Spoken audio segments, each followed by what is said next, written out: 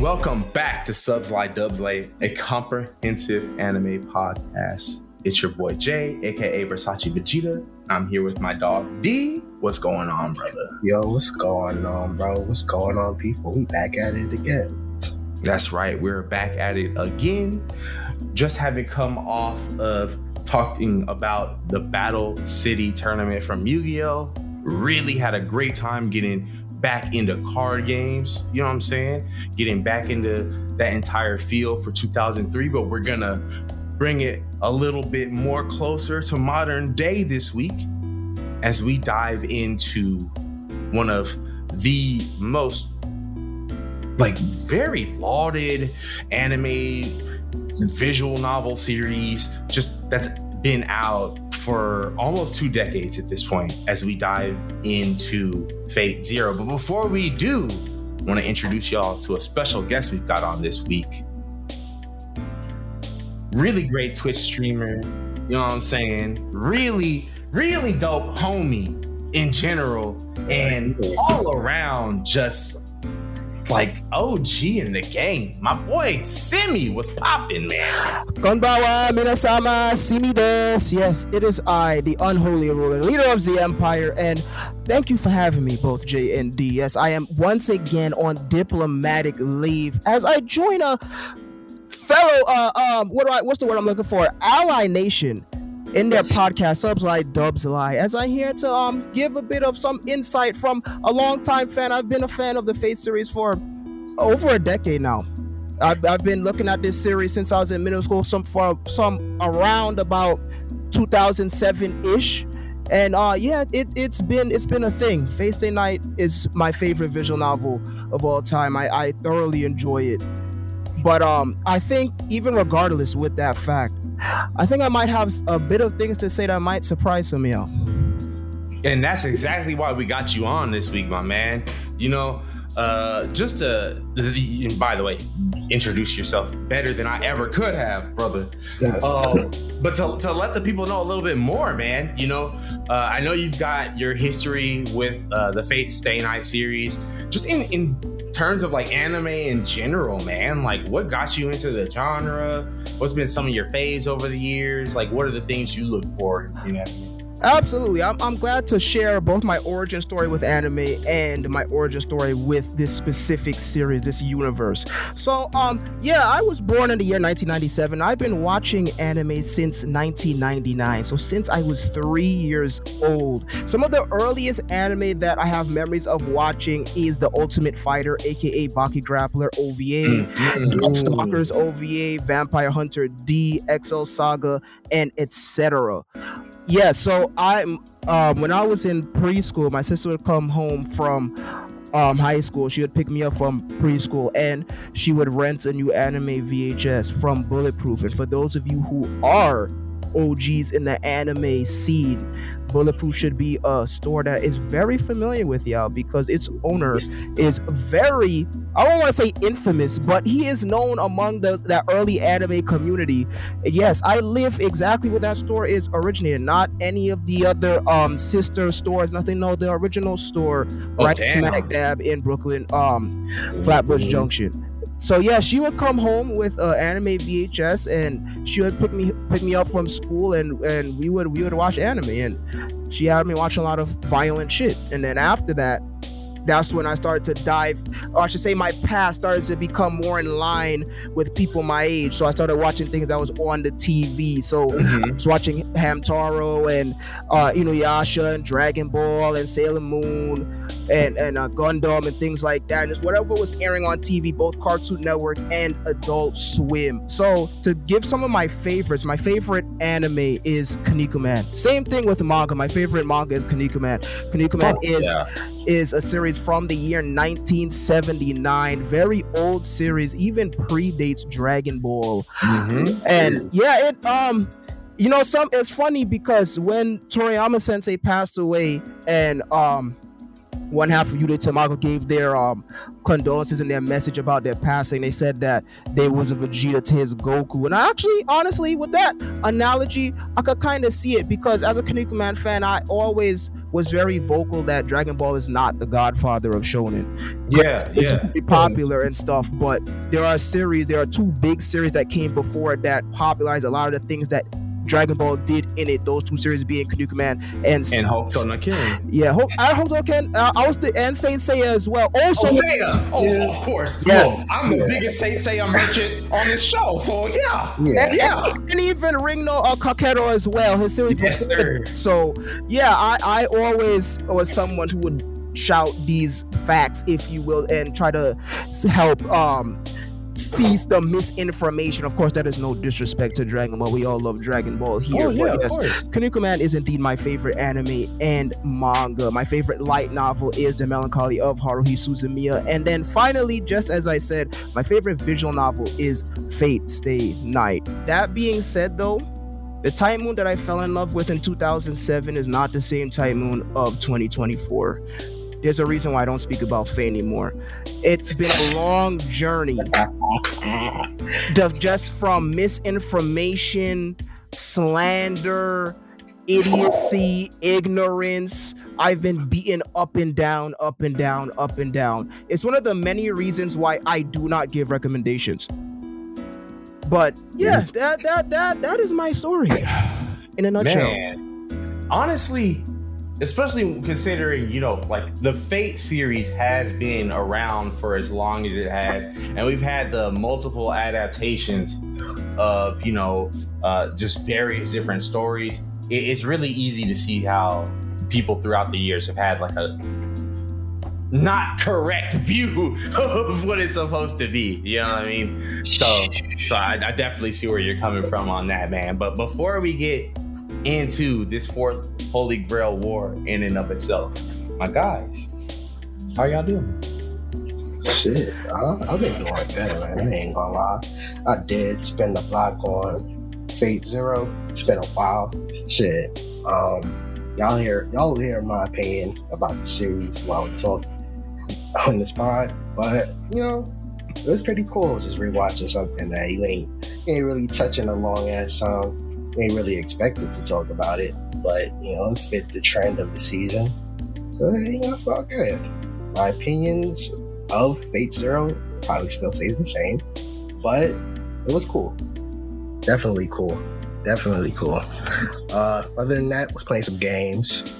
We love video games out here. Oh hell yeah! That's what we definitely do. What? I was playing Victorious Boxers 2. That shit was whooping my ass, boy. That shit was whooping my ass, boy. I was sitting here like, bro. What joint? Yeah, the EPO joint. I was sitting there like, bro, what am I doing with my life? Because there's no way. Like, you notice, like, you have just a certain amount of hours in the day to play something. And I somehow passed the bedtime that I gave myself trying to be one fighter. And I was like, you know what? This is not 2004. I'm not a child anymore. I don't have the time for this legitimately. And, I've spent the game again over and over. Still can't beat the shit. Like, I'm to the point where it's like, you know what? Maybe this shit is just unbeatable. Maybe I'm just trash on the sticks. Yeah, it's okay to be trash. You know what I'm saying? It did hurt my pride because I was like, I'm a fan of boxing. I grew up watching boxing. Mm-hmm. I'm like, maybe I could apply the logic of me watching boxing into this game. Nope. No, sir. No, you can't. No, you can't. I promise you, the game feels scripted as shit sometimes. It feels like you're fighting. It feels like you're fighting against trolls. That's number one. Especially in Victorious Boxers number 2. I don't know what's going on with that joint, but some of the times I feel like I'm trying to do things and clearly the controller input is not corresponding with what's in my mind, and I get smoked, and I don't got the time for that. Legitimately, I don't rage, but I definitely do get annoyed. Like, I'll be like, all right, bro, yeah, we out of here, we're done. That's interesting, because the first one still has those problems. So, like, because when I was playing the first one, sometimes I'm trying to just walk forward, I step forward. I'm trying to walk forward, I run forward. Like Yeah. and then certain buttons you pressing up. I'm just standing still. Of course, it's not as egregious as I'm making it sound, but when you're in the heat of the moment, especially when you're fighting on the inside in the phone booth, that can make the difference. Yo, you press one button wrong and it's over. You gonna get knocked out. Bro, I had to take out the fight stick. I was like, all right, man, controller not doing it. The fight stick is not like the fight stick. It did make me do better, but I was like, yo, there's something going on. Like maybe this game was not meant for the console. Maybe it was supposed to just be an arcade game, realistically speaking, because it's not working out. And in a heat of battle, you in a pot, like, bro, you don't want to meet in the middle of the ring and you're getting smoked. And it feels like it doesn't matter what. It feels like once you get hit at a certain moment of the fight, you're gonna get knocked out. You could feel it. And I was like, you know what? I don't got the patience for this. I don't want to be mad, especially about a game that came out in 2004. So I'm not gonna get mad. I'm just gonna sit down and just ignore the game. Fun game to play. But as far as me progressing through that, I'll save that for the summertime. That's serious. I'll save it. Especially with a game that there's just a certain amount of jank that you have to expect that's gonna come with it. You know what I mean? Yeah. And when it comes to like, oh, my controls are being unresponsive, the character's not even doing what I'm trying to do. Yeah, no, fuck fighting all that. At that point, like, I'm just gonna be like, yo, can I play this on the original hardware or something just to see? like, fuck. Well, I was thinking about doing that, and I was like, you know what? No, I would just simply watch somebody do it. I was thinking somebody's gonna stream it. That's why I was like, you know what? I don't have to play it no more. You want to just feel like, okay, somebody that you know is gonna play the game, so you could just live vicariously through them, and that's what I was gonna do. But he's still on one, so I'm just still stuck with two. I'm just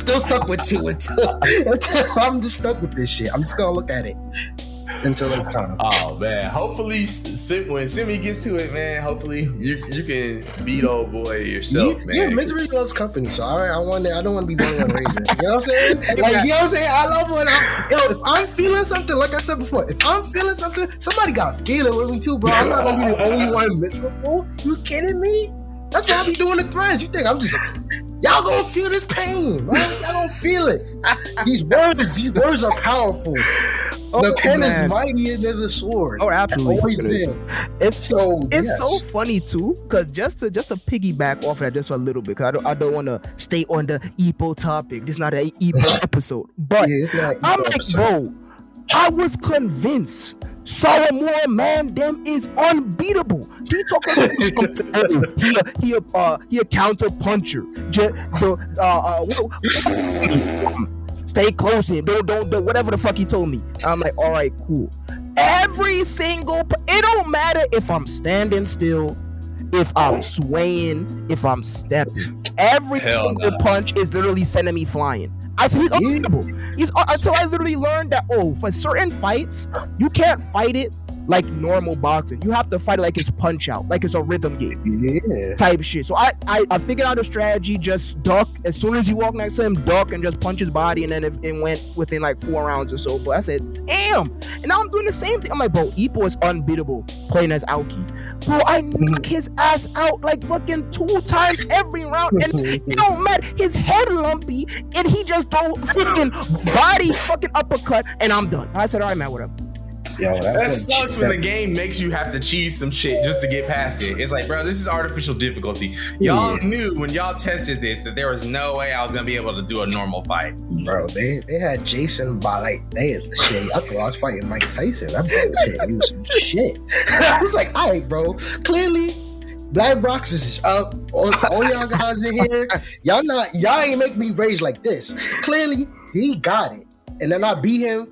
And I thought he doing a shotgun style, and it's worse on 2 than it is 1. 1, it's easier to deal with. 2, it's actually like the anime version, so it's just going mad fast. I'm like, bro, what are we doing here, fam? Like, I know it's a boxing, and I know we're trying to replicate this series, but like certain stuff, it just don't work. And and I can't Dempsey roll my way out of this one, bro. You're gonna get hit, and he's just spamming it. They're like, no, it feel like there's a stamina system in the game, and then sometimes it don't exist. It really don't. Bro's just flinging them joints, flinging them. I'm like, bro, okay, are you gonna stop? Can I hit? No. So I get one hit. And then like, no, my boy Ipo just flying, bro. The knockouts in the game, it's hilarious. Oh my They'll God. make you get mad because like your boy just flipping around like, bro, I seen this dude flying like Joe Yabuki. Like, I'm like, yo, I'm thinking I'm gonna fly out the ring the way how we getting knocked out, bro. Oh, shit. So I was like, you know what, y'all got it. I will watch the professionals play this, and I will just wait until I'm mentally ready to play, because I'm not at the moment. I'm not good right now. Oh shit. But to answer your question, G, I'm doing just fine. It raining all the time here sucks, is what it is. My left wrist is kind of fucked, but that is too what it is. But yeah, I don't really have anything to complain about. Just chugging along, waiting for Otakon in August. Gonna pay for my hotel soon, so looking forward to that.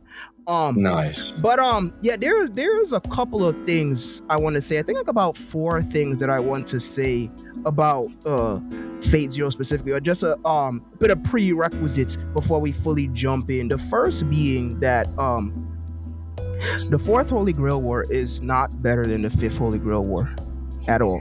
In layman's terms, what that means is Fate Zero is not better than Fate Stay Night. Period. There's nothing that Fate Zero did that is better than Fate Stay Night. Number 2, we really got to stop crediting Gen Urobuchi for Fate Zero. He hardly wrote it. He just kind of penned it.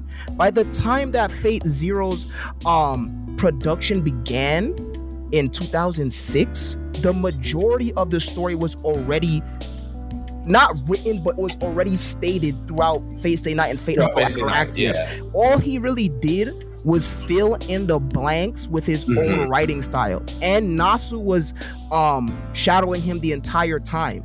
So, and the reason why I'm bringing that up is because as we're going to talk about, I'm assuming that we're going to get into it, but the way that people hype up Fate Zero is some of the most annoying shit ever. Fate Zero so much better than Fate Stay Night. Fate Stay Night suck dick. Fate Zero one of the greatest battle royales of all time. All type of other shit. And it's just like, relax that, please. Because point blank period, you're filtering yourself. If you believe, now this might sound a little extreme, but if you believe that Fate Zero is better than Fate Stay Night, you completely missed the point of Fate Stay Night to begin with. Fate Zero Stanleys, they're just saying in hype beasts, oh well, they got adults in it and they be killing each other and all that, and they're just horny off of that, and it's very obvious. It's very, very obvious. And then third, I want to say, if I ever come off as pompous or elitist or things of that nature, just please remember what I said earlier. I am a retired weeb who, with this specific series, has been beaten down for over a decade plus with nonsense.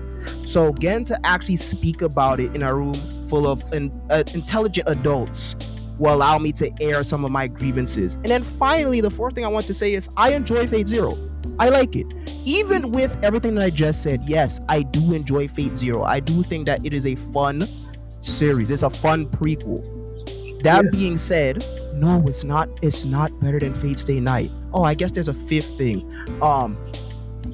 If you did not experience Fate Stay Night, and no, that's not, oh, well, I looked at this here and that didn't. No.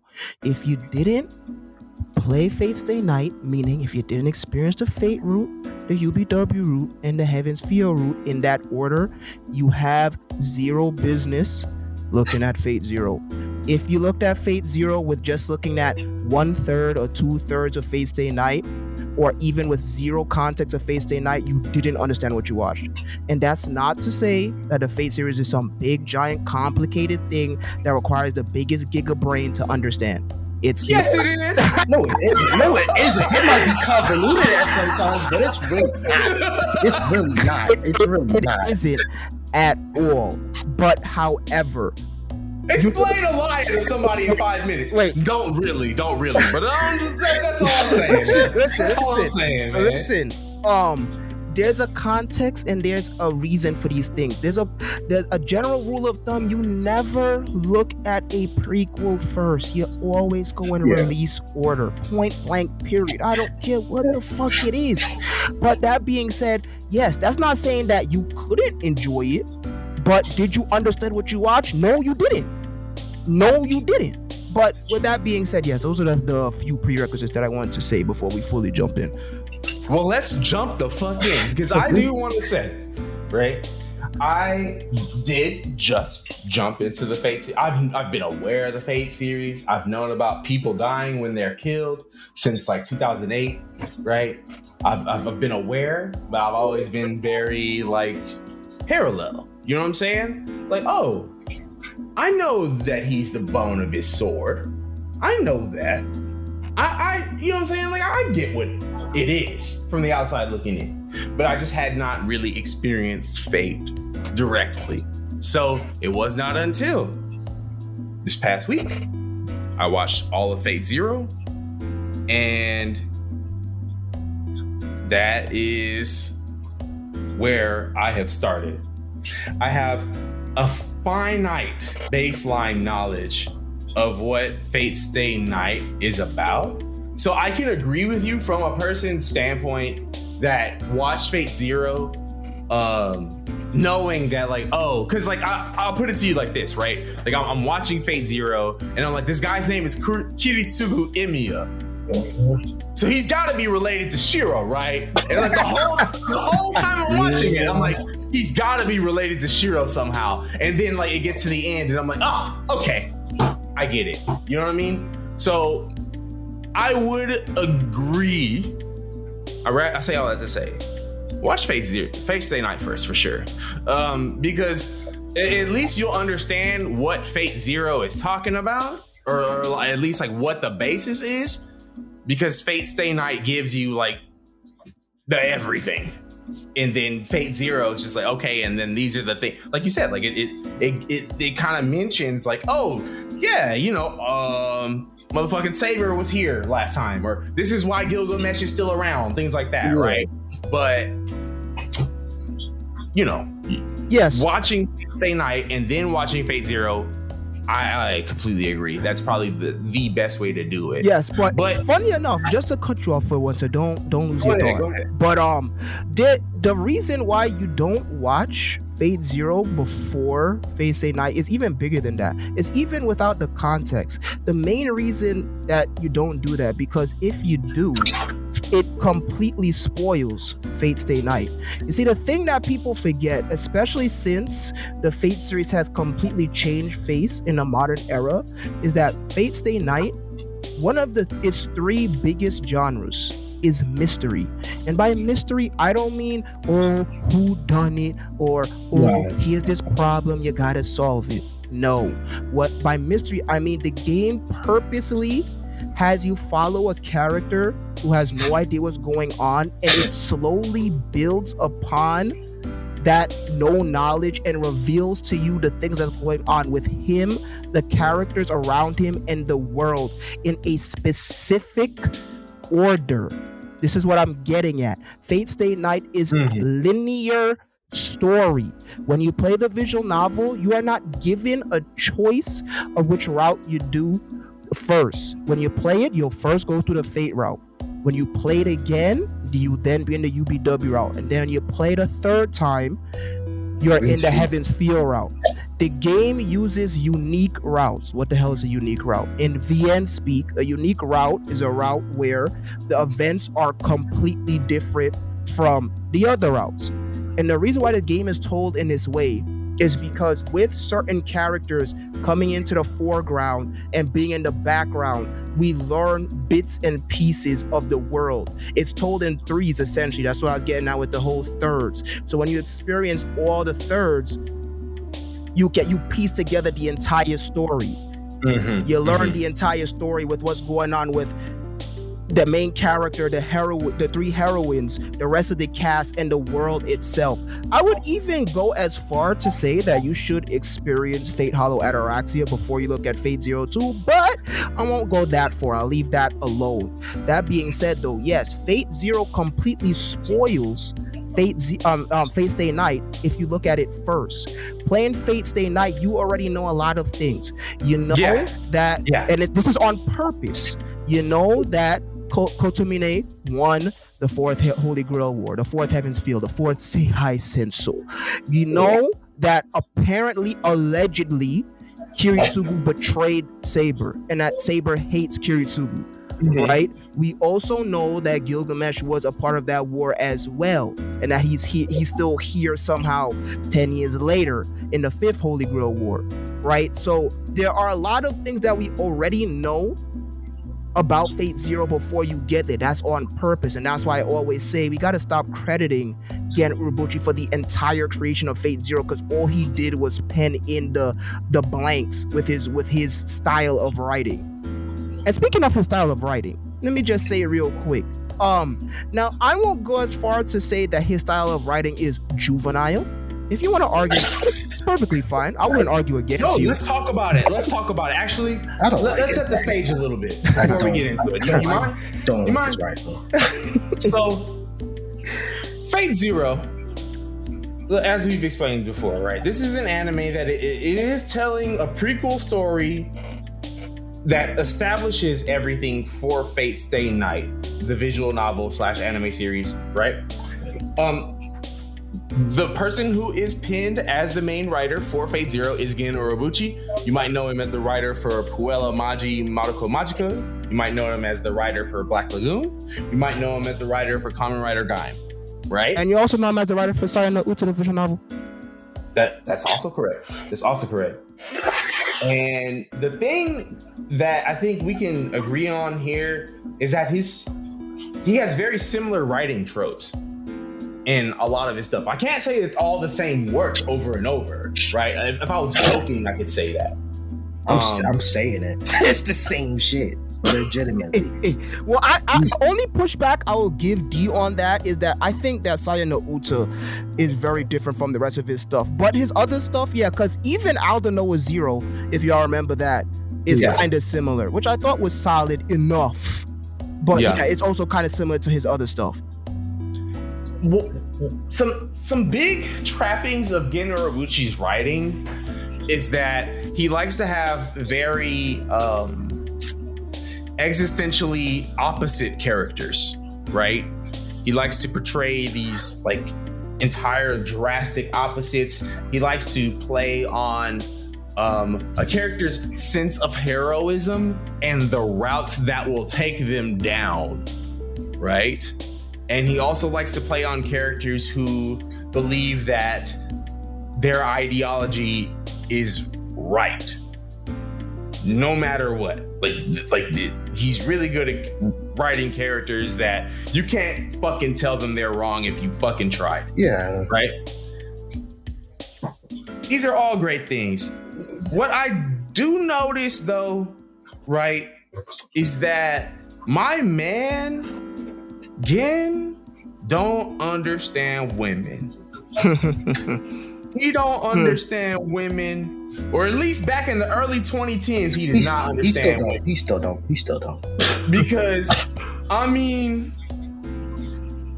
all right, man. Look, I need y'all to understand. This is gonna be us just talking about Fate Zero, us talking about the fourth Holy Grail War. If you want to know what the story is about, I highly recommend that you watch it. Go do all that. This is not going to be an episode where we're like, this happened, and this happened, and this happened, and this happened. We're just going to really talk about the series, why it does stand as what could be considered a franchise. I don't even want to say just Fate Zero. Fate Stay Night. The Fate series, when it comes to this battle royale concept, this entire concept of like, you have all these people going after the Holy Grail. That's why this show belongs here in this season. You know what I mean? But there's just so many other aspects to the entire franchise that makes it one of the greatest. This one aspect that I'm talking about right now, though, is not one of them. When it comes to either Irisville or fucking Saber or goddamn Solowy. Every woman in this show is like written to be like, hey, yo, I am a tool to help this man further his shit. And like, mind y'all, if you've been a long time listener of Subside Dubside, you've probably never heard me talk about this topic ever. You probably think I don't give a fuck about how women are portrayed, or well, you at least think I give a fuck to a degree, right? I give a fuck way more than I let on. And in this series, it was, I swear I'm not trying to fucking pander. It was like talk the talk. Every fucking woman that wound up getting like a strong moment, or like a moment that was like, okay, nah, like she might leave this shit, or like things might go her way. It's like, oh, and now her fucking arm's cut off.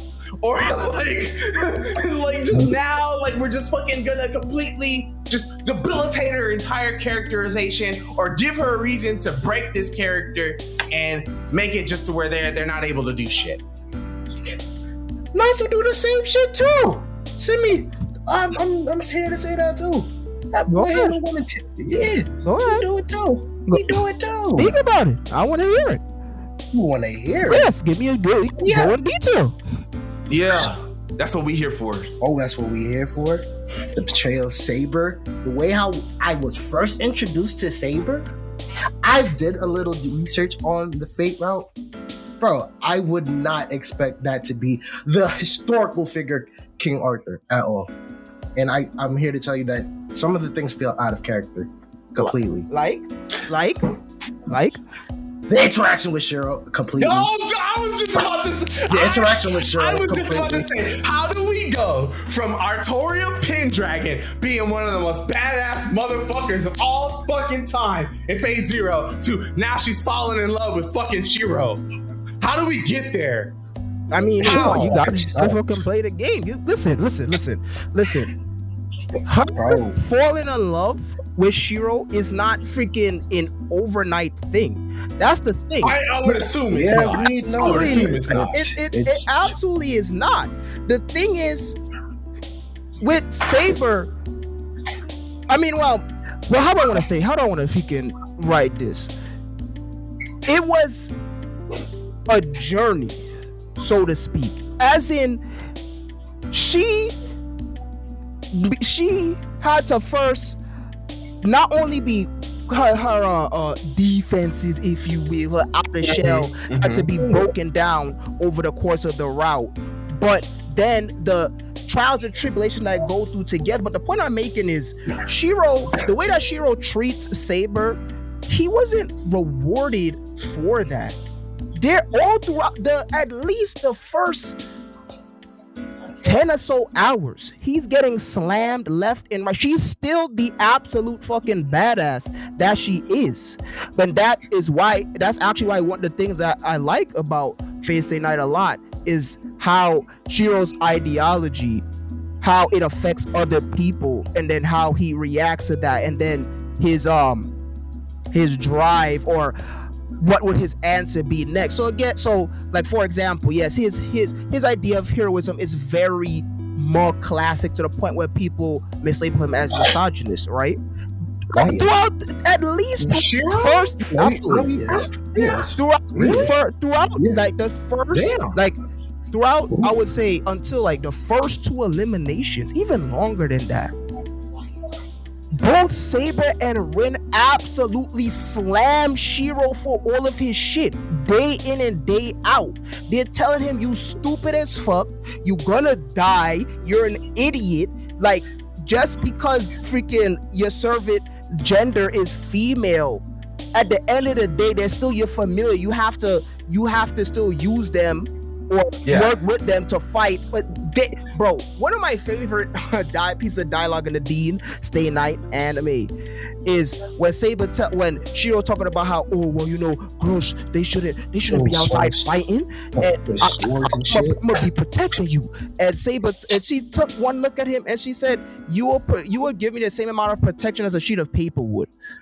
he gets slammed through all throughout the fate route. He gets slammed through that. But the point being is that Saber being very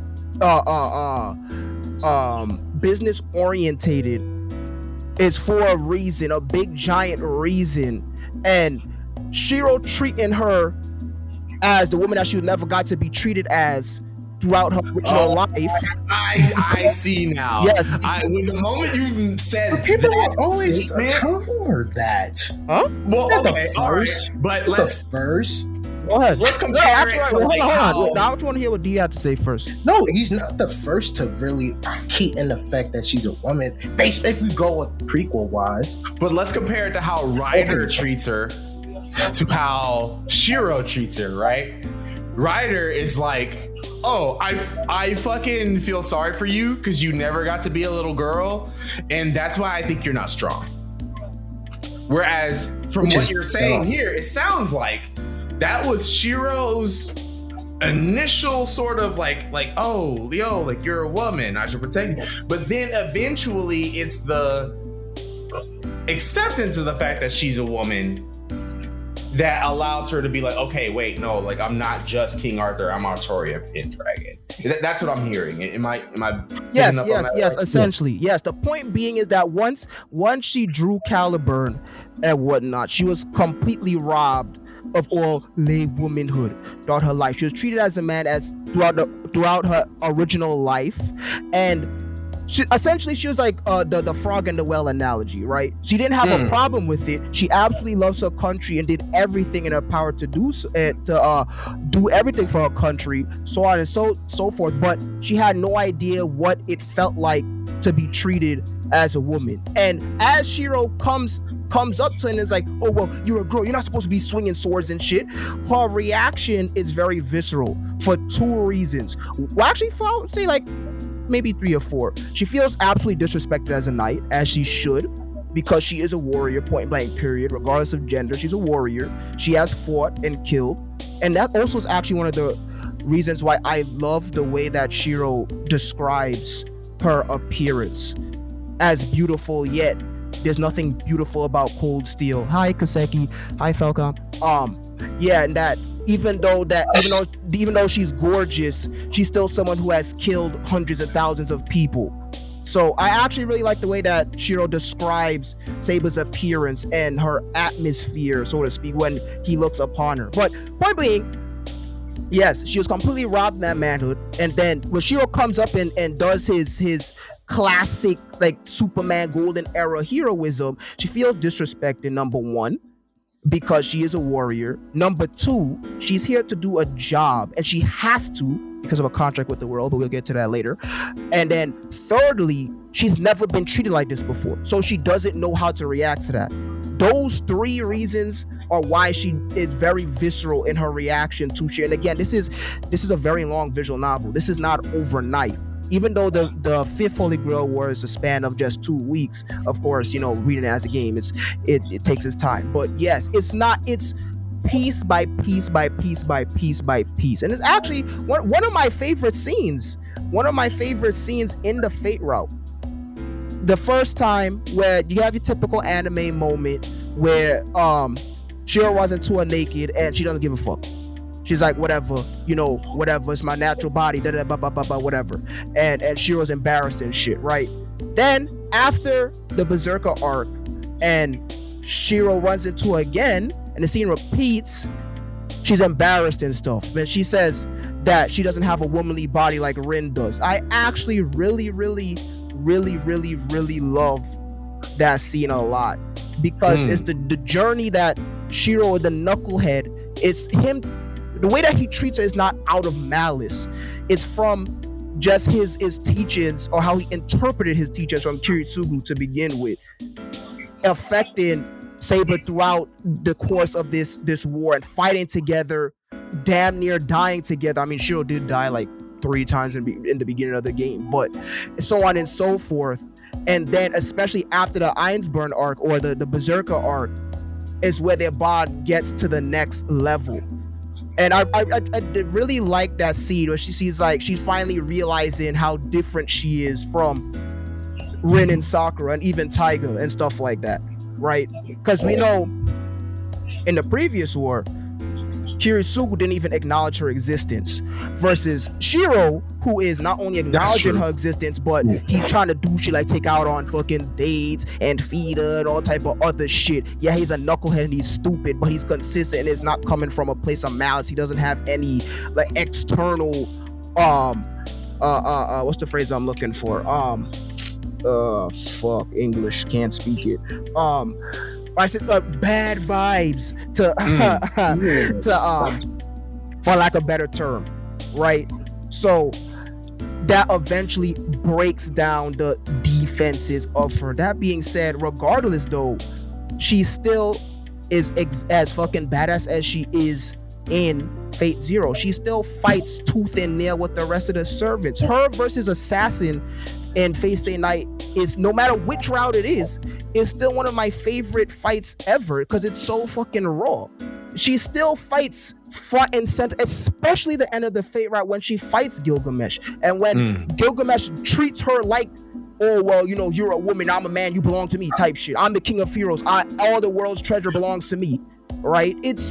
I love that disposition of Shiro innocently treating her like a girl, getting mad at that, viscerally reacting to that, eventually coming to accept that, and then seeing somebody else who treats her like a girl, quote unquote, but this is a person who's from the age of the gods, and he treating her like pretty much like a tool, like that you were just talking about in Fate Zero, and she doesn't, and on top of the feud that they had previously in the fourth Holy Grail War, I really like that journey throughout the Fate route. Saber is actually one of my favorite female characters ever. As y'all don't know, she's always in my username. She's my very first waifu and will stay so. I think I could say that she probably is my favorite written female character, just because I love, well, three things actually. Her determination for her country, which we'll talk about later. The reason why she's in the Grail War to begin with. Her design and how she fights. And then finally, that change, that gap moe, if you will, of Shiro's progress in the Fate route, and even in the Heaven's Feel route as well. But we might talk about that a little bit later. But yeah, I don't see anything wrong with. I mean, well, if you want to argue about H seeds and things like that, it's perfectly fine. I won't argue against you about that. But the overall point, the overall point, I don't see anything wrong with it at all. So, you know, we've talked a lot about the ramifications that a lot of the events in Fate Zero have on Fate Stay Night, right? Specifically about, you know, everything leading with Shiro working with Saber and, you know, other mentions like that. But there's other characters within Fate Zero's Holy Grail War that I really want to give a little bit of shine to, or at least like put a little focus on. Because there are some characters that were, what were you about to say? No, just agreeing with you. Yeah, there's some characters in that series that like really stood out to me watching it. Waver Velvet being one of those. He's a kid that we're introduced to. He's like a student during Fate Zero, and he basically just like is like trying to become a good mage. Like within the Fate franchise, you've got people who can just use the powers of magic and whatnot, right? Magecraft. And Magecraft, that's right. Magecraft and magic are different. That's right. This is, and now y'all see why I'm lost. So yes, he uses Magecraft, which is not quite magic. And he winds up falling into the fourth Holy Grail War almost by happenstance, right? Just like he tells his teacher, like, hey, I think that other mages could be more powerful if they used their focus in this sort of way. And that guy was like, hey, you're not even pure blood like that. I'm not trying to hear that shit. And he said, shut your ass up. Yeah, quite literally. And the student was like, okay, fuck all that, and finds out like, oh, there's something being delivered to his teacher, and he finds out that it's talking about the fourth Holy Grail War and how that entire concept works. So he then finds out like, oh, okay, I gotta get my own, servant and all this stuff. And for being this character that's like a teenage boy who's not very sure of himself, he's teamed up with basically Alexander the Great. Alexander the fucking Great. Who had to be one of my favorite heroes in Fate Zero. Absolutely, man. Yeah, like that duo is a fan favorite. I didn't mean to cut you off. Do you hold your thought? Good. Yeah, Waver and Iskander is one of probably the most fan favorite duo in Fate Zero. Allegedly, according to Nasu, Iskander is like one of the few things that Urabochi 101% came up with himself, right? So kudos to him. So much so that Nasu got jealous. He said he needed to create his own tyrant, so he came up with Nero, which is a thing. But in any case, no, they're fantastic. So fantastic to the point where Waver has his own spin-off series, the El Malloy Case Files. But no, Waver, really? Yes, Waver is absolutely. Waver got his own show. Absolutely. And he's a bad bro. Adult Waver is a badass boy. Let me tell you. But no, Waver and Iskander is like the only aspect of Fate Zero that's kind of reminisce of Fate Stay Night. Because what I was gonna say is, when I was saying that, I wouldn't go as far to say that again Urabochi's writing style is a juvenile, but when you play Fate Stay Night and then you either read Fate Zero since the light novel or watch the anime, you can greatly tell the difference between their writing styles. Like Fate Zero is very doom and gloom, and then classic Butcher style. He just fucking starts gurking a lot of people and whatnot, right? Yeah, that's While Fate Zero Fate Stay Night is a very hopeful story, right? Like Nasu likes to write in a very flowery and like ancient Japanese language, like it,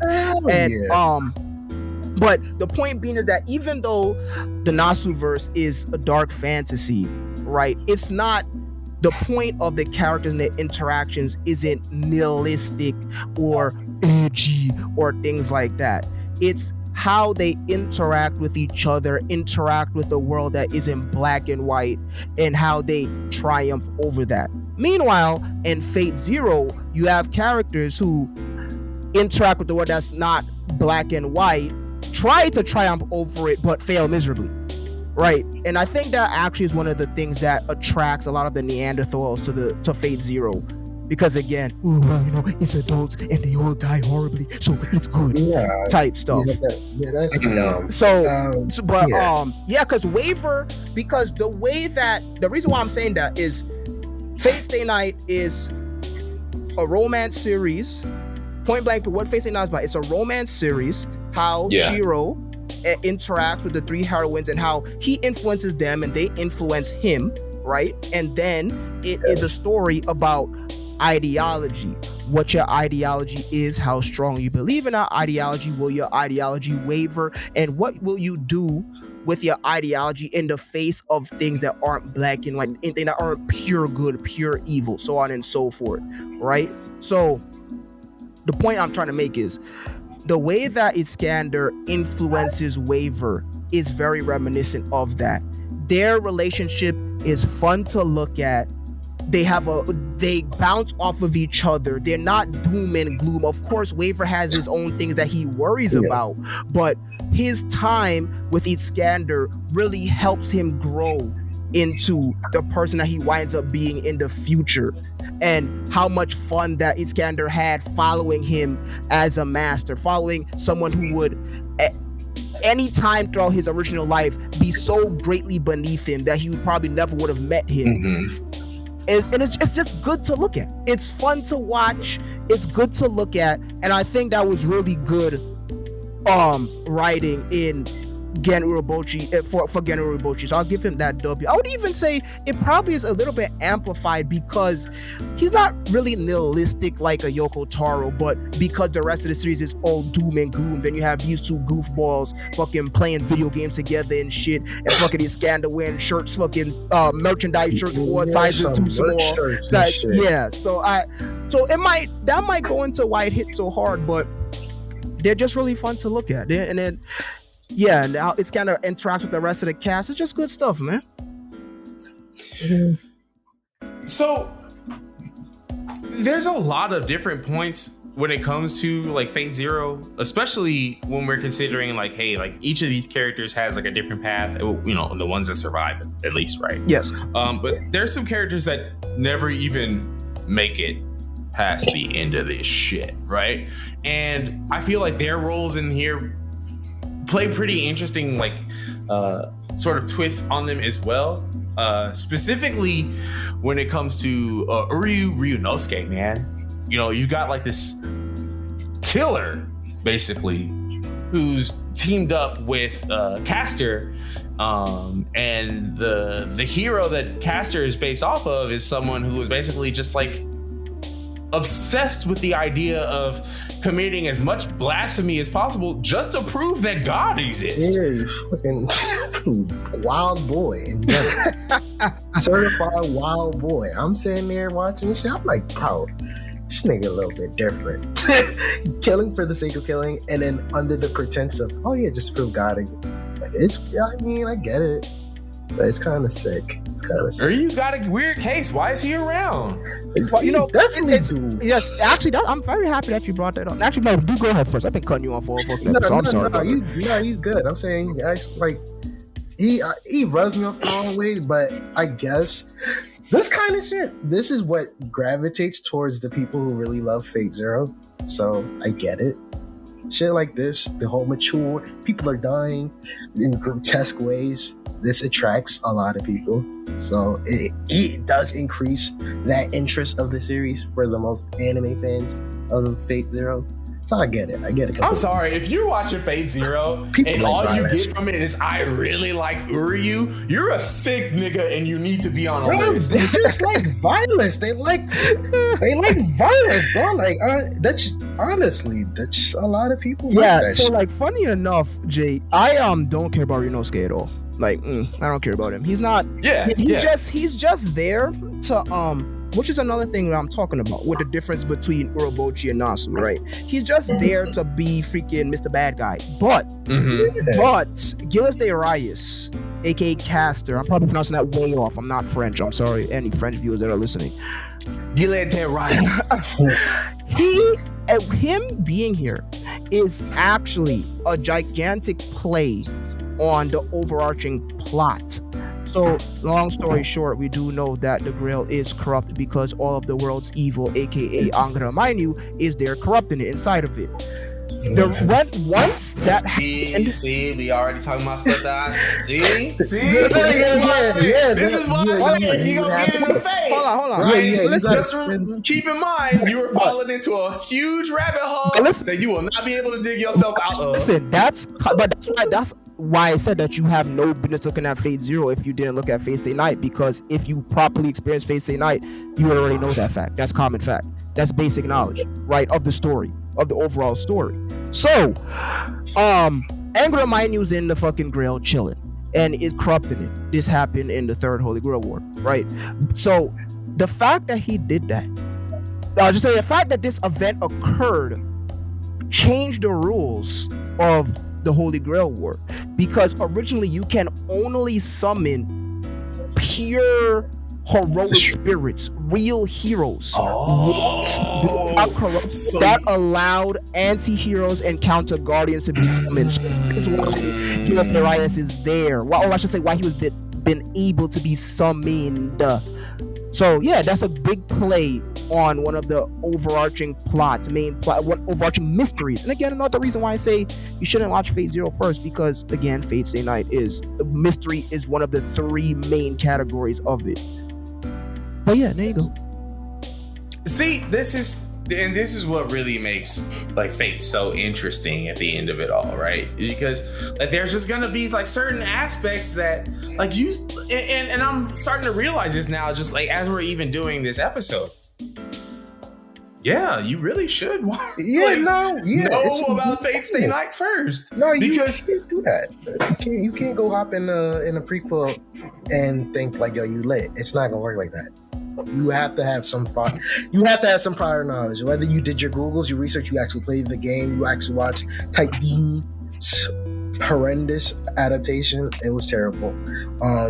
Again, you had to know a little bit prior to him before you actually came in here. Because again, it's a lot of things I've seen in the course of just prequels. People assume that because this comes before the series in not a chronological order, but because it takes place before the actual story, like that's the expectation. Everything that happens in Zero, Stay Night has to be this. It has to be similar.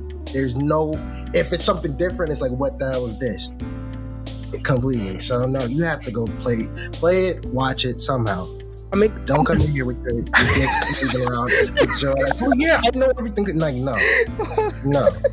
And again, this is not to sound pompous or anything. As I said earlier, you can still watch Fate Zero and enjoy it if you have no idea what the hell Fate Stay Night is, but I didn't understand what you watched at all. I sure didn't.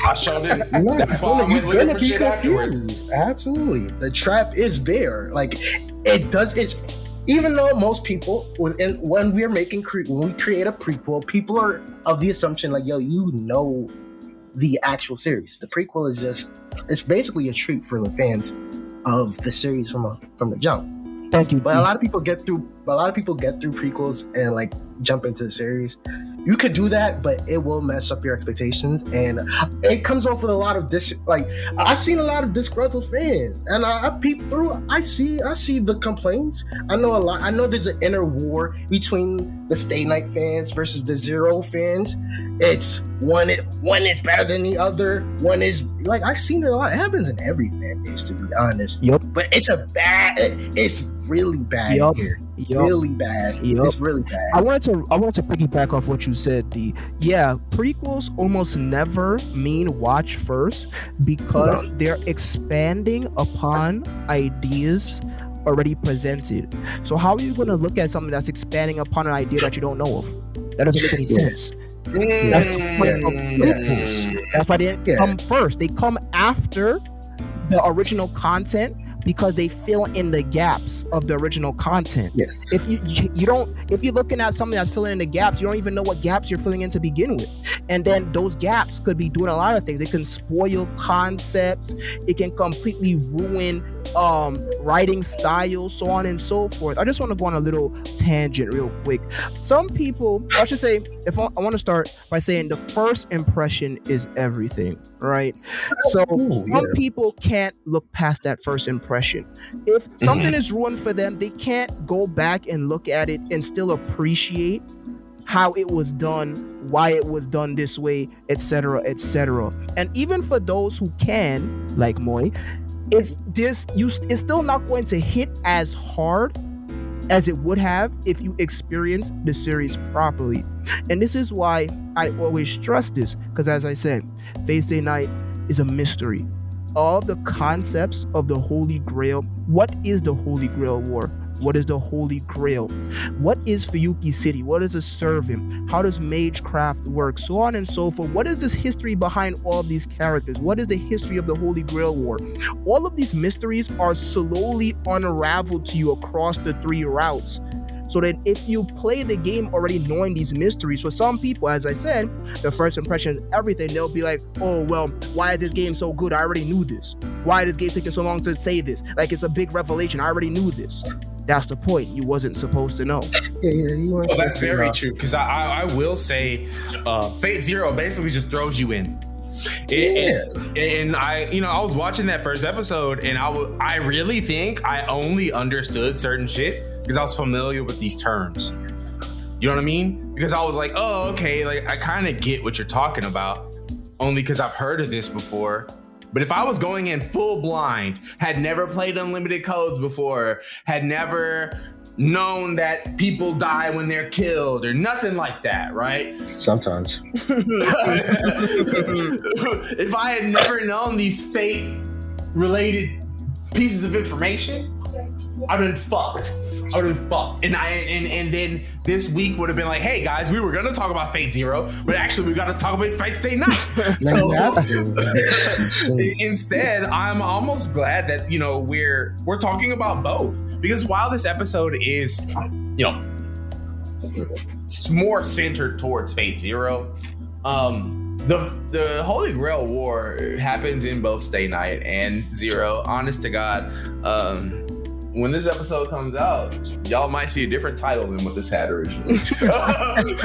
Yeah, Jay gonna be playing. He gonna be playing Stay Night, and we gonna have a whole discussion completely on the timeline. I hope that's so. 100%. Oh yeah. When that Switch remaster comes out, I'm gonna be playing the fuck out of it. About that, so I would advise just wait a little bit. Not too long, but wait, because it is the all ages version.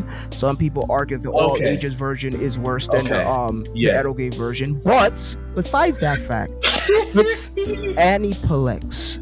And Aniplex translation of Fate Grand Order is not really the best. So I would personally wait a little bit for a fan patch to come out, which is probably going to do what the current Ultimate patch does and include all of the music from the various releases. So from Real to Nua PS2, from the original release, add the R18 content, remove it, so on and so forth. But most importantly, it's probably just going to clean up the translation a little bit, because personally speaking, yes, I am a bit of a purist. If I see, and that's okay. That's what this show is for. If I see you call Arturia Pendragon Altria, not only will I never speak to you, I might physically hurt you.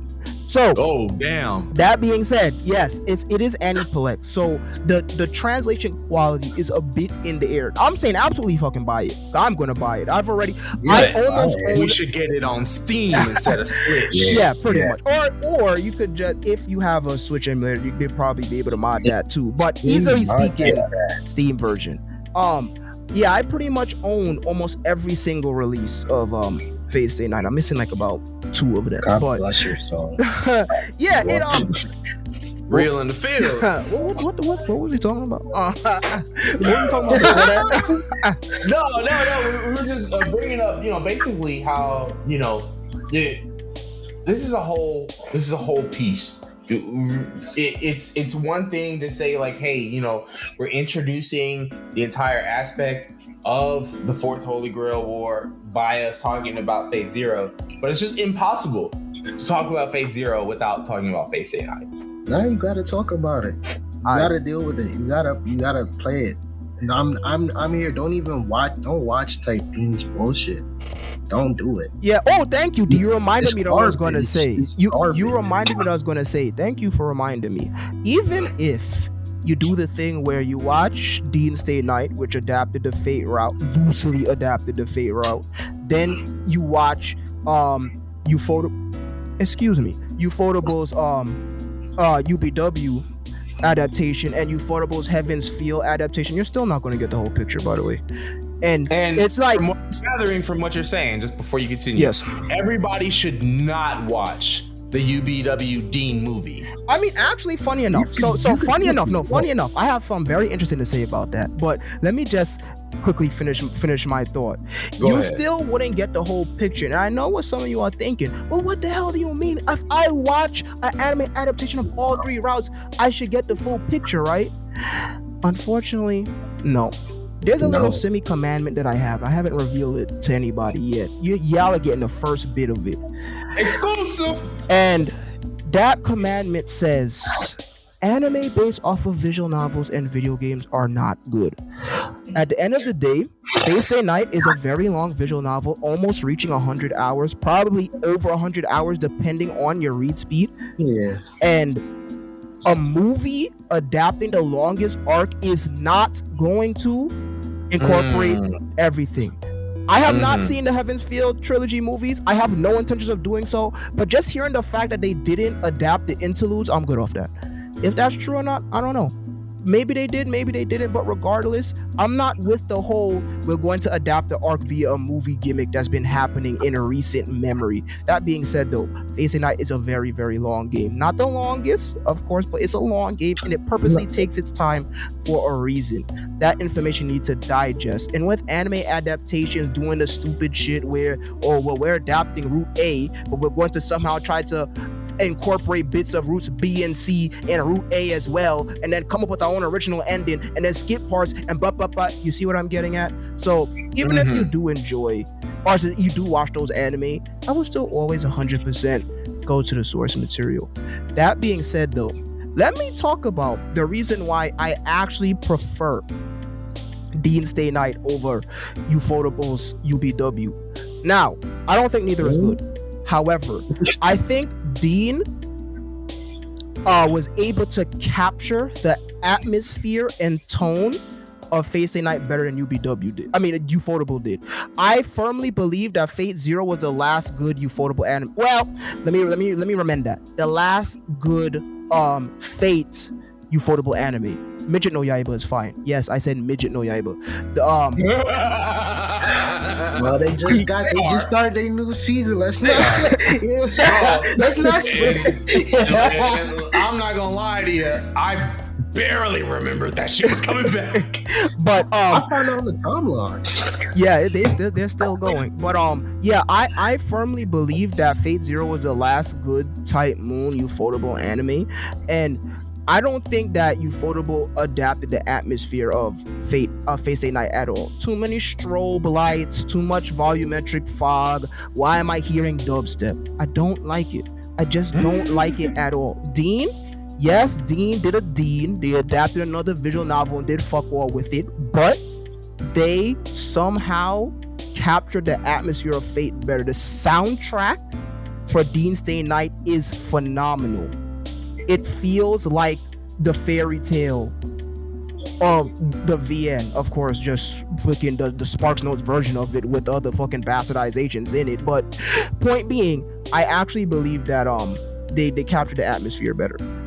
And in regards of art, the art is just reminiscent of Takeuchi's art at the time. So Dean Stay Night looks like Takeuchi's art in 2006, and Ufotable's art looks like Takeuchi's art in the 2010s. All right, so, but yeah, I'm not a fan of Ufotable's UBW at all. That being said, now about the Dean Stay Night movie.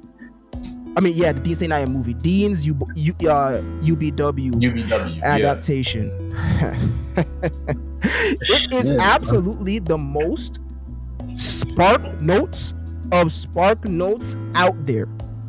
God bless. However, they somehow cooked with the hottest of grease when adapting the two biggest fights in the arc. Really? Those two fights is still some of my two favorite fights in anime form. The rest of the movie is completely spedran. Like, I'm talking about cool games done quick, spedran type stuff. Damn. But the way that they adapted those two fights, oh no, it's good stuff, man. Just those two fights. Oh my! I mean, even Ro Ice blocking Gay Bogue, they adapted really good. Essentially speaking, the action they did good. The rest, oh boy, no, not so much. But the action is good. But that being said, D is not wrong.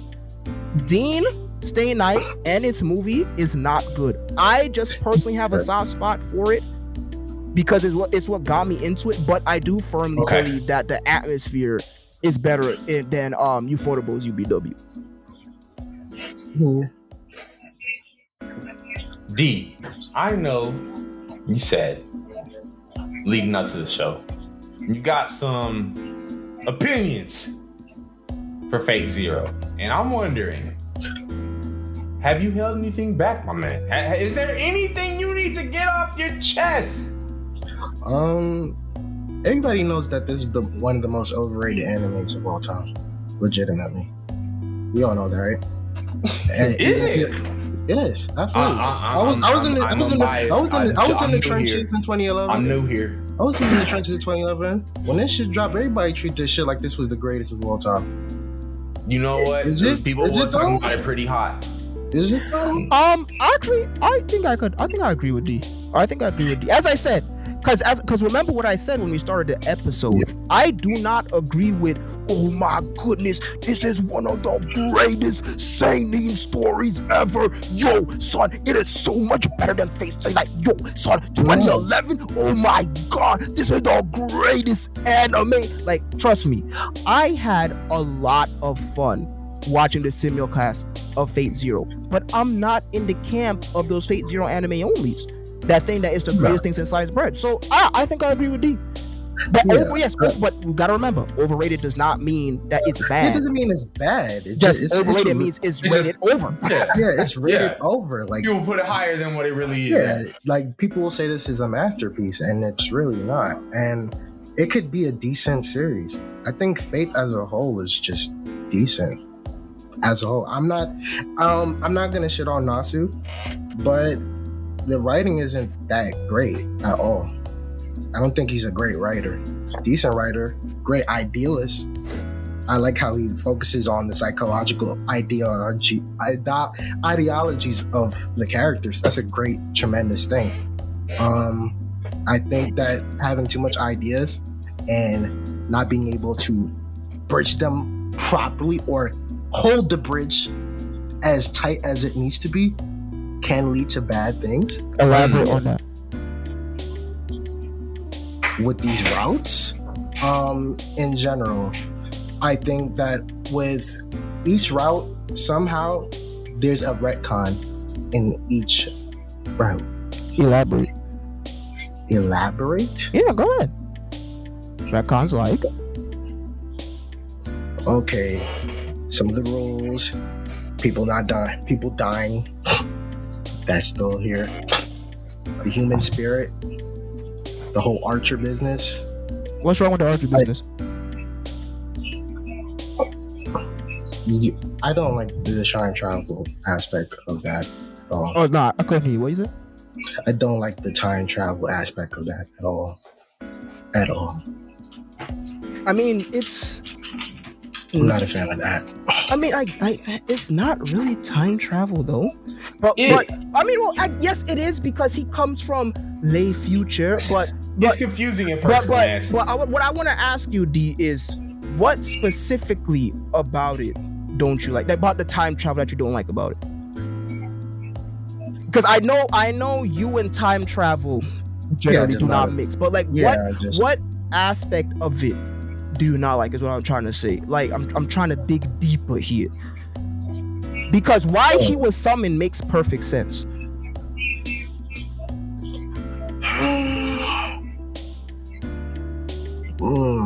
That's a good question. You put me on the spot with that one. You'd have to give me a couple of minutes to to gather my thoughts because I want to give you a proper answer. Yeah, so while he's doing that, let me just ramble on a little bit. I know I kind of hijacked the episode, but no, it's all right, man. It's all right. Good. We need that. Yeah, because technically speaking, since Archer is not from the past, he is from the future. So yes, that is technically it's a possibility of Shiro. So him being from the future is time travel. Technically, since he's not from the past, he's from the future. But it still is incorporated, at least personally, I think, nicely because how he was summoned, right? There's two ways to summon a servant in the Holy Grail War, with or without a catalyst. Using a catalyst, a magi will try to use a catalyst to summon a specific character, a specific hero, and the closer the catalyst is, the higher likely chance you'll get of getting that character, right?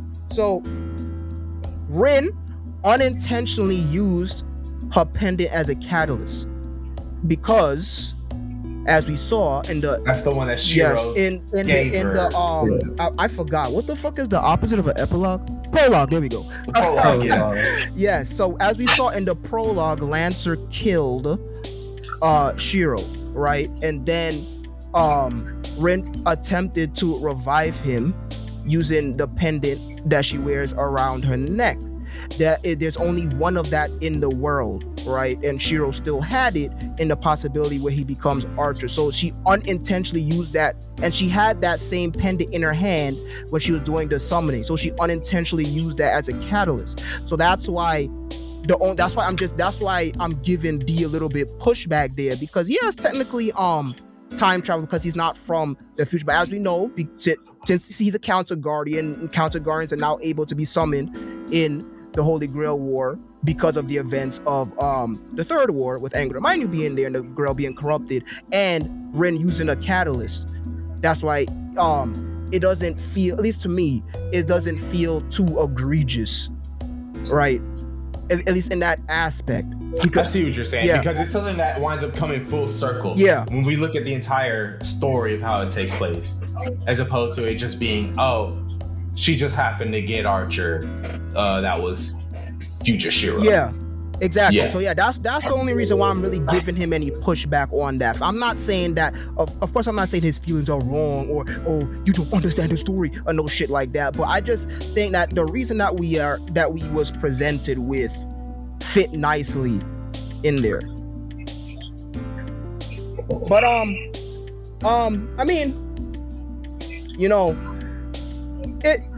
I don't really have anything against what D said. Like, I personally think, of course, there's nothing that is the most perfect, greatest thing of all time. But but Fate is my favorite VN for a lot of reasons. And I think that the writing is more than decent. It doesn't have to be the greatest of all time, but I think it is at least good.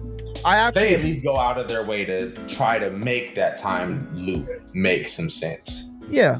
I think I like the entire fact that Nasu handcrafted his own universe / multiverse completely by himself and incorporated a bunch of cool stuff. And like a little bit of a tangent, but it's not complicated by all means. See, a lot of times people don't stay in their lanes, right? A lot of times people try to gather everything that's under umbrella at once and then say it's confusing. I'm gonna use two examples. One of a game that I like and one of a game I don't like. Metal Gear is not confusing and Kingdom Hearts is not confusing. The only reason why people say that those two games are confusing is because they didn't play them, which is the same exact thing going on here. Right? When you're looking from the outside in and you're trying to gather every single bit of info, you're going to get a sensory overload. When a lot of that info is not really important or is not crucial in knowing, they're more so tidbits that help sustain the bridge, strengthen the bridge, if you will. But if you just play the games or play the material, experience the material properly in the order that it was meant to, the material is given to you in a digestible method. So that's why I agree with the same thing here with the Nasuverse. Nasuverse is not complicated at all. If you try to look at things like how specifically Magecraft works, yeah, you're going to be confused, but you don't need to know that. You really don't. Whichever game that you're looking at, it will explain what you need to know and present what's important. Those are just cool tidbits to show you that yes, there are mechanics behind this and how it works and why this character or this concept is an exception or what may have you. But you don't necessarily need to know any of that. Stay in your lane. Stop looking left, stop looking left, stop looking behind you. Just stay in your lane and focus on what specific series you're looking at. Man, with Fate, that is not easy to do, but I do agree with you. It is something that put like time into Fate and shit again. Oh, maybe it's probably an age thing with me too, because again, older than you, Simmy, and some things may appeal a bit different at first glance. Me reading or diving into it a bit at my age, I'm 34. It's a little bit, different from a lens of me. Like you said that you read this in middle school, right? Aye. Yeah, me at 34, giving this a glance, some things may not compute with my brain. I may or may not allow certain things to rock.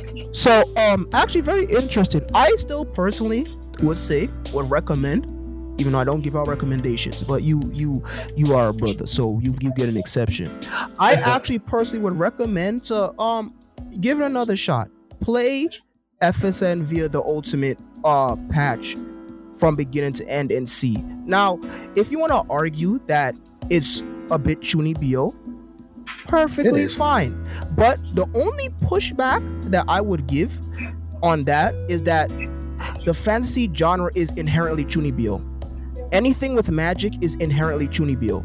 So if you have a problem with chunibyo, which of course there is absolutely nothing wrong with that at all, but if you have a problem with chunibyo, then yes, this is not the series for you. Or you should, or more so along the lines, to put it in a bit more digestible terms, if you don't really like fantasy, and by fantasy I'm not talking about no fucking JJK, no Juju Baba Doodoo, or no shit like that. No, I mean I'm talking about like Bryan Sanderson, Mistborn, and Malazan type shit, Witcher stuff, fully fleshed out fantasy, Lord of the Rings type stuff that has its own world, political system, countries, races, history, so on and so forth, its own universe.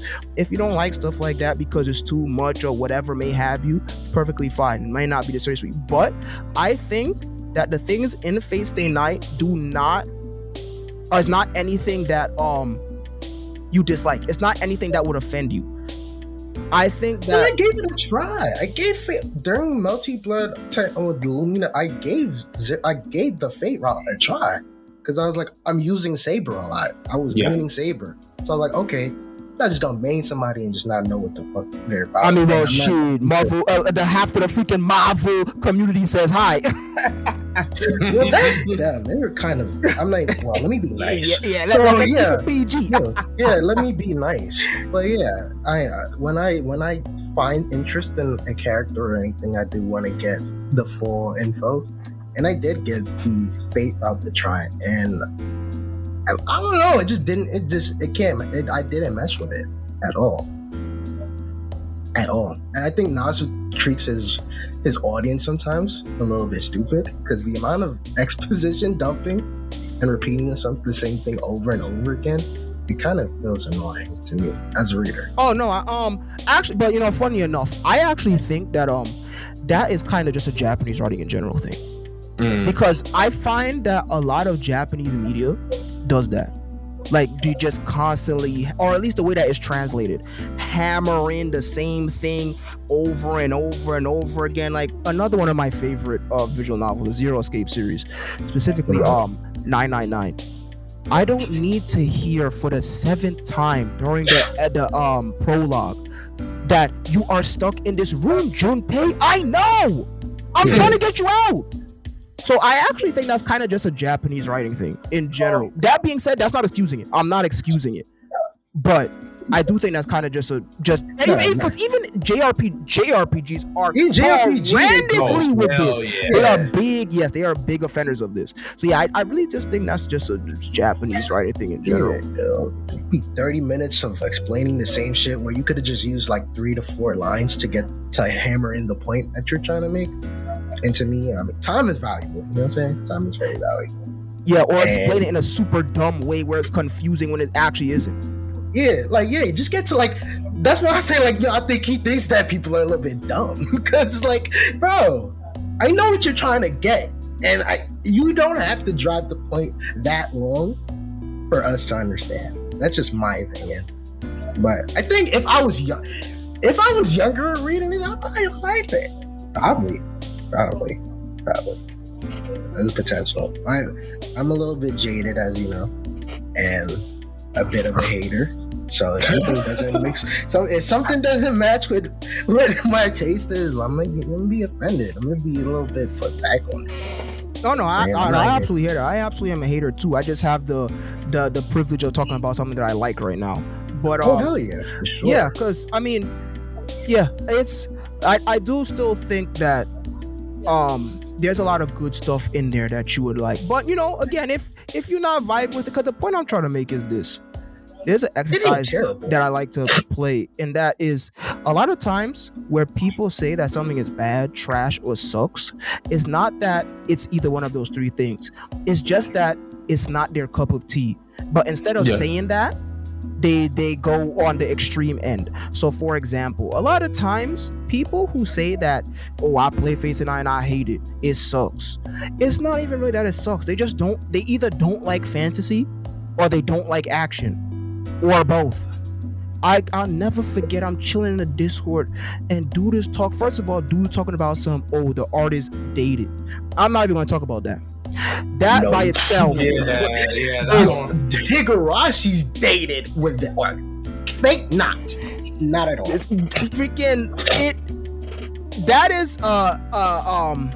That is a federal offense in the Empire, but we're not going to talk about that. He is talking about Fate got his head up his own ass and blah blah blah blah blah blah blah blah. And I'm like, okay, so what other type of stuff he like? All this type of stuff he like don't got fighting in it.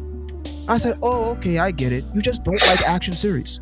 I cracked the code.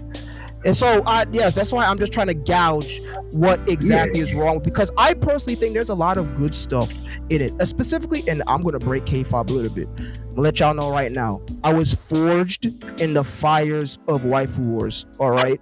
You see who's in my username? You see that this game has 3 heroines. I have been on the battlefield many, many of times. I will break K-Fob, though.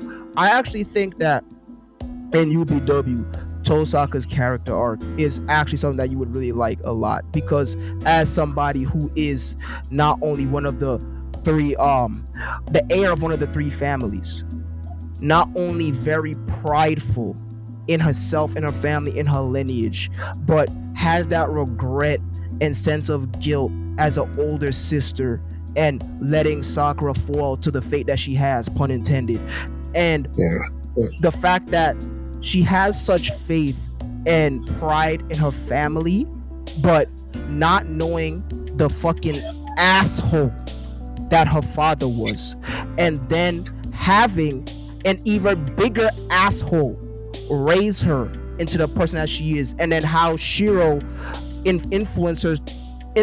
Shiro and Archer influences her throughout that arc. I actually think it's something that you would like a lot. Of course, you know that Rin is not my favorite character. I'll break K-Fob just one more time before I never break it again. I can coexist with Rin Tosaka. That being said, fuck Rin Tosaka, fuck Sakura Makura as well.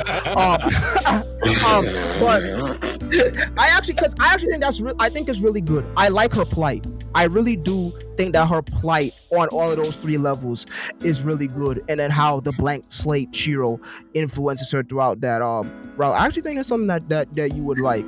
As D said, the UBW movie is not good because all that characterization you're not getting at all. That's like that movie is like an hour and 20 minutes. Just stop it. you would think that Rin is like, even though she is annoying, you would think watching that, she's really just an annoying piece of shit, and that's okay. That's okay. That's okay. But maybe I'll give it a spin. But to me, I don't know. I can tolerate fantasy. I can definitely tolerate fantasy. It's, I don't know. Maybe is it? Because it does feel close to urban fantasy. I mean, it is urban fantasy. It is. Yeah, and then I don't know. I feel. I feel like it has it's a somewhat of an ideal clash of what it wants to be sometimes. I mean, it's just a lot of different. Now go ahead, Jay. There's a lot of different aspects to the story that there are. You've got your fantasy elements. You got your elements that sometimes, to a degree, make it sci-fi. Yeah.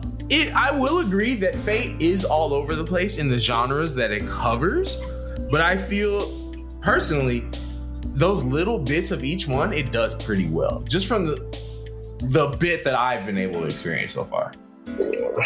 No, I mean, I think it's completely urban fantasy. Like, there's only really 2 ways for things to happen in the Nasuverse. It's either through magic, or it's either through the church. 1 or 2, right? It's all. So I think that it's all. Or of course, now you have things like time travel does exist. The multi-world phenomenon does exist, but again, that's not through scientific means. It's through magic. But yeah, I mean, well, that's the thing. I'm not gonna give you pushback on that. I'm really not, because if you're just not feeling, that's perfectly fine, and I can't tell you nothing about that. I can't tell you nothing about that at all. So, and yeah, as you said, you know, you too as well have been beaten down over the years. You have been withered to the bone. You cannot raise your head anymore. Listen, I've been there, done that too. So, yeah, I perfectly understand. And of course, as I always say, Fate isn't for everybody. There's a lot of things that I like that absolutely is not for everybody. And I'll tell you that right now. Just as I said, if you don't like fantasy, if you don't like long running series, if you don't like series that have a lot of moving parts, and if you don't like action, then yes, no, this is not for you at all. Don't try it. Just because it's popular doesn't mean anything. Just don't waste your time. But if you do like some of those things, well, actually, no, I'm not going to say that. I don't give recommendations. Fuck it. Yeah.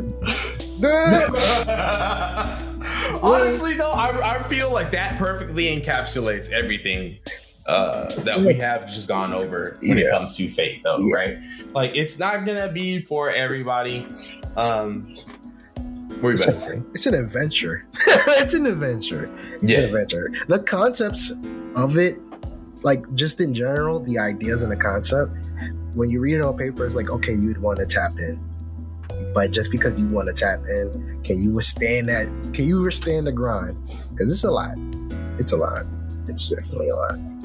And it's really is one of those series that the more you get into it, the more you're going to like it. You know, once you realize the part that's for you, and the more you like it, the more lost you're gonna be. Simmy, do you agree? Like, there's kind of like no middle ground when it comes to Fate. It's either you really like it or you really hate it. I've seen that throughout just overlay to years, just seeing the fan base in general. Like, there's no middle ground. It's either I really like this or I hate it. Absolutely no. It really falls into what I like to call the NGE effect. There is no middle ground with NGE. There's people who either really like it, or there's people who think it's pretentious trash. Period. That's it. That shit is pretentious, but I like it though. So like, yeah, so it's like, it's same thing with Fate, right? And I think honestly, I think it's just a visceral reaction to people who don't want to admit that they don't like fantasy. Because again, I'm not talking about very light fantasy like your little Bleaches, like your JJKs and stuff. Like, no. Again, I'm talking about like your Witches, your Bryan Sanderson shit, all of that, where it has lore upon lore upon lore. And it's not useless lore either. It's years worth of shit, an actual full universe. Essentially, it's the same thing like the big two comics. Oh well, I can't read comics because there's so much history behind it, and I'm lost. What are you talking about? You lost? Just find a character that you like and read a story. That goes back into my point of staying in your lane. The Nasuverse is a universe. There's a lot, but just find a story that you like and look at it. There's plenty. You don't have to worry about all the extra stuff. If I could remove the wiki page, I promise you I would. God, because that by itself No, is just... don't read that. No, don't read that. Don't read that. But look, man. That is... No, what were you going to say? That's years worth of video games, years worth of light novels, years worth of scraps, prototypes, years worth of material, magazines, all in under one vote, right? You don't got no business in that bitch. Just find a game that you like in the Nasuverse and look at it. And of course, I keep saying game because I'm only talking about the mainline stuff. The mainline stuff being Tsukihime, Fate, Mahou Sky, Mahou no Yoru no fam. I completely forgot a Japanese name. I'll just go with the fucking short version. Mahoyo and Karno Kyokai. But Karno Kyokai is a light novel. But yes, we're talking about those four or five. I can't count. But regardless, we're just talking about those. We're not talking about spin-offs. Just find one that you like and just play it. And then if you like it enough, then you can dive a little bit deeper. Stay in your lane. It's the big takeaway. That's all it is. Just like with everything else. Just find what you find interesting, play it, read it, and then if you like it, you could dive deeper. That's all it is. But if you do the thing, oh well, shit, what the fuck is this? Oh, they got a wiki page. Let me go. Oh my god, Mage Cry. Well, hold on. The planet is a character? Oh my god almighty. Wait, hold on. A dead apostle? What the hell is this? Huh? True magic? Ah, nah. Wait. Hold on. What is going on? Type characters? There are different forms of beings. Fairies? Oh my goodness. Then you're gonna look like the asshole that I've been seeing for the past 10 years. And now you know what it was like to be in my brain last night. I was like, nah. When I saw, I was like, it's over. It's over. He fake brained it. But that's okay. If you like what you're like, honestly, if you liked what you saw, I'm glad. I want everybody to enjoy something. You know what I'm saying? So go ahead. I think really I wound up liking it just because it was one of those things where I was like, okay, like from afar, I always was interested in this. So I think it's gonna wind up being it for me. I just needed to experience it myself personally. And the little bit in the waters that I've gotten so far, I'm liking it. I don't expect to be a full Fate Stay Night expert by the end of this week. Nah. I don't expect nothing like that. I don't think I need to be either. Exactly. You don't need to be. You want to be done with one route if you do it like this week. To be honest. Honestly, exactly. And that's if you're bro. You're reading. Exactly. Like if you locked in, then you're gonna play a one route. Exactly. He's not lying. Yeah. But that shit might burn you the fuck out. Yup. Man, all in all, I really do feel like Fate is one of those series that it's always gonna have its place, right? Oh yeah. Especially when you see how far it's gone today. So many different spin-offs. This shit is a cash cow. I didn't expect that. Fate Grand Order. Good God, man. Kill me. like I've had friends tell me like, hey yo, I know you like Dokkan, would you ever play Fate Grand Order? And I'm like, no. No. It's one of the best mobile games ever. I don't care. Oh man, I just like, nah man, I got one gacha I'm married to. I've been married to her for the past 7 years. And I think it's just gonna be me and her forever, man. Nah. So me and Dokkan battle. So when you tap into Stay Night and you dive into that Fate route, we not gonna see you download Fate Grand Order? Because I 100% believe we will download I mean, well, see, I have Fate Extella Link on my PS5. And I think that's enough for me.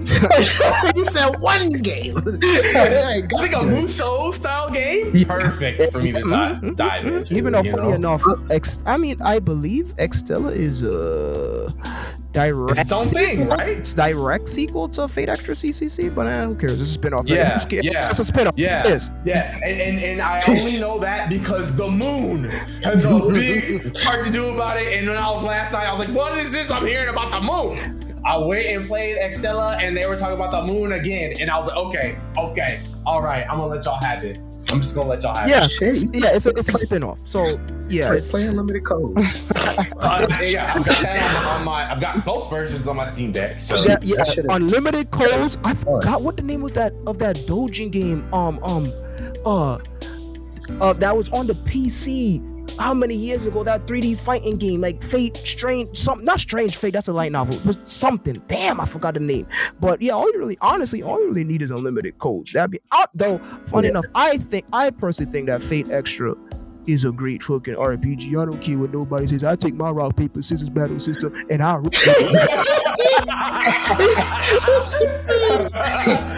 Ultimate Tenkaichi merchant. No. Oh man, there's gonna be. I'm not appreciating Ultimate Tenkaichi, but I can understand it. There's a place for everything. Like yo, it's a cat. If it's a cash cow, you gotta dive into every form of like everything. So you know though, honestly, I actually in this case I would have disagreed with that because Nasu follows the whole Zun thing. Who the fuck is Zun? Zun is the creator of Toho. Yeah, and by that I mean Nasu is just happy that people like his stuff enough that they want to write in it. So he pretty much allows anybody to come and write a fucking story in the Nasuverse, right? And that being said, because he does that, the quality of some of those spin-offs, tread carefully. What Archer saying you Ufotable UPW, that's hell you're walking into. Oh shit. Nah, it's some of the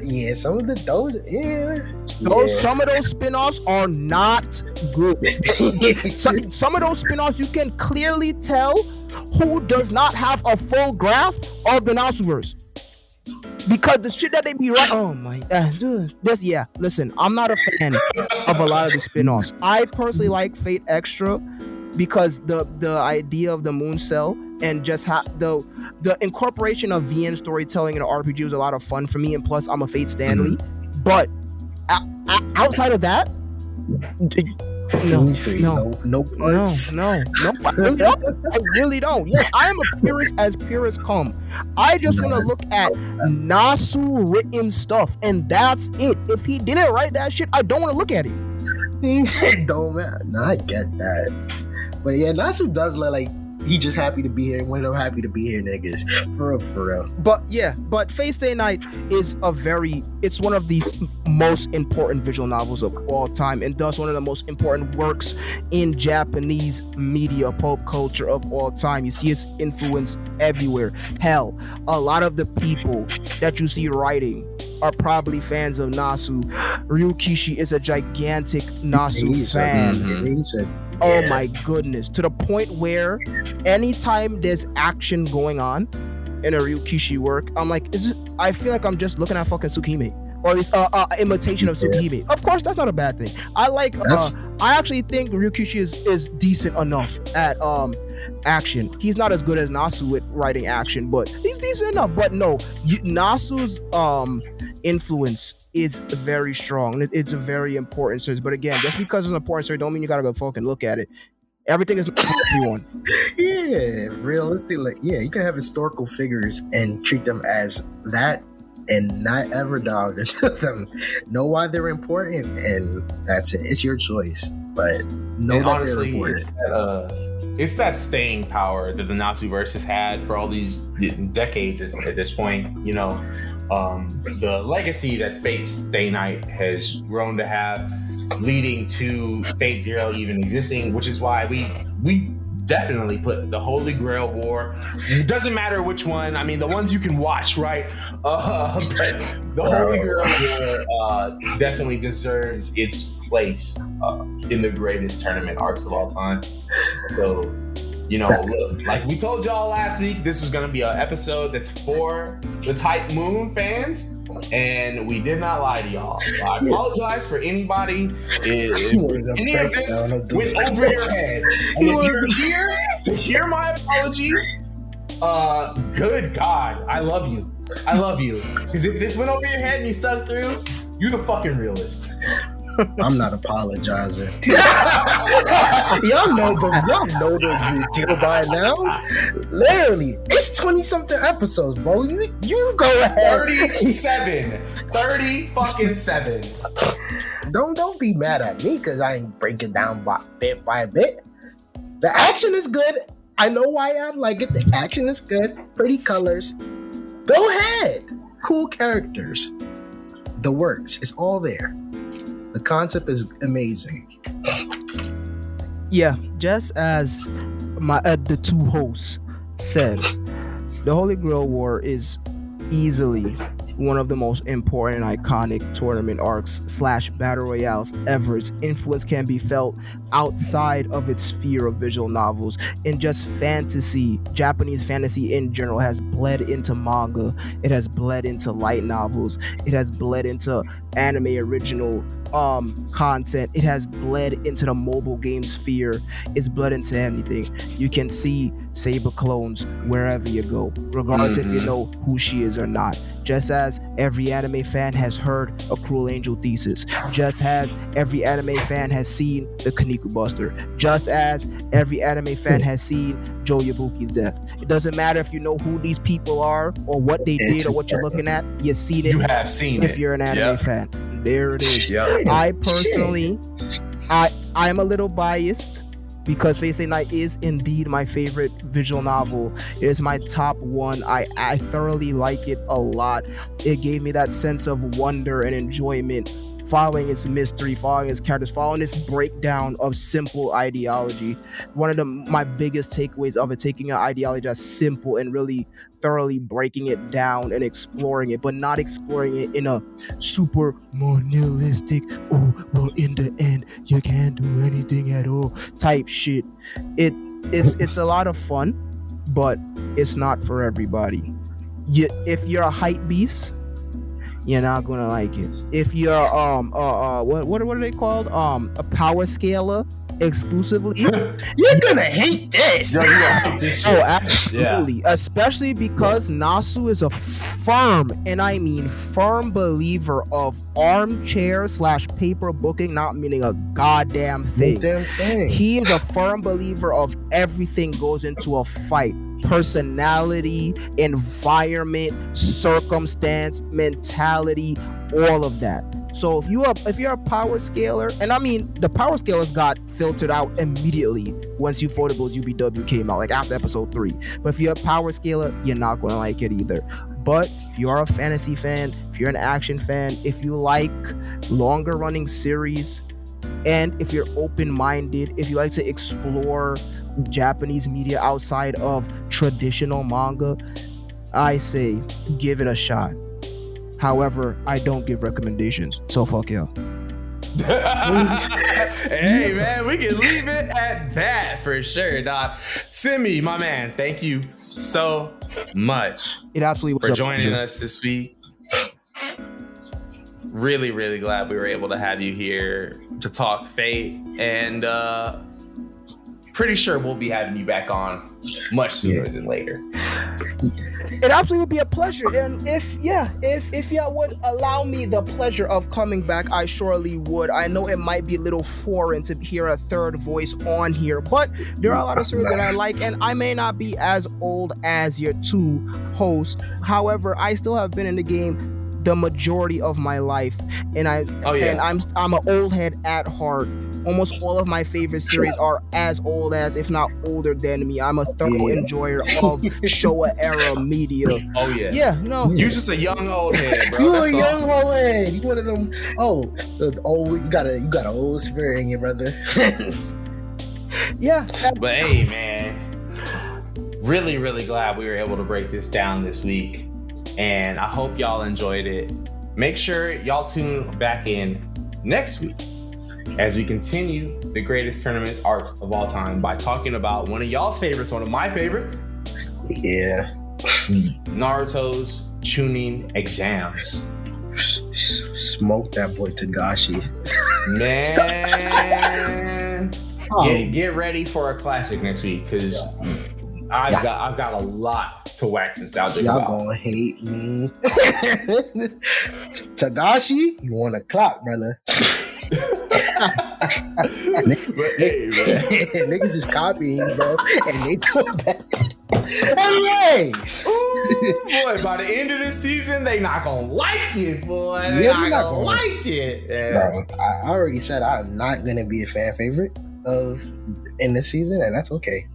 I love to be hated. I'm the heel. That's all good. It's all good, man. We gonna keep it coming. But listen, like always, subs lie, dubs lie. We don't, and never have, and never will. Y'all be easy, man. Fuck over Butcher. Johnny. Peace.